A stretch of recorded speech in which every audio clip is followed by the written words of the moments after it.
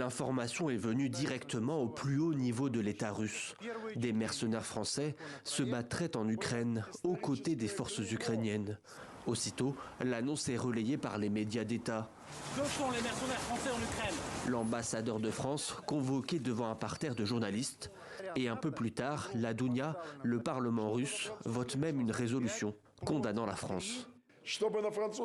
La République française approuve l'extermination de civils sur le territoire de l'Ukraine au seul motif qu'ils parlent russe. Le Kremlin ne s'arrête pas là. Il affirme avoir éliminé une soixantaine de ces mercenaires français dans une frappe à Kharkiv. Une liste de victimes est alors partagée. Le problème, c'est que ces personnes sont bien vivantes. Béranger Minaud en fait partie. Ce Français de 45 ans a bien combattu en Ukraine, mais il se défend d'être un mercenaire. La propagande russe dit que nous sommes des mercenaires, nous ne sommes absolument pas des mercenaires. Nous avons déjà un contrat avec l'armée ukrainienne. Premier gros point. Le deuxième gros point, c'est que nous avons exactement le même salaire qu'un soldat ukrainien. Le nom de cet autre Français est également sur la liste.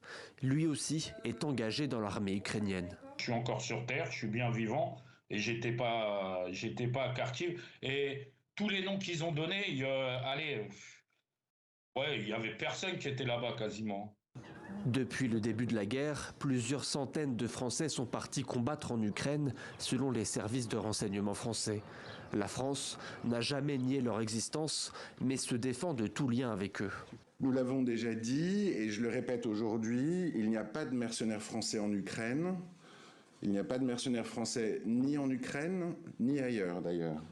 Les autorités françaises s'attendent à ce que Moscou poursuive, voire amplifie ses campagnes de désinformation, une manière de faire payer à la France son soutien actif à l'Ukraine.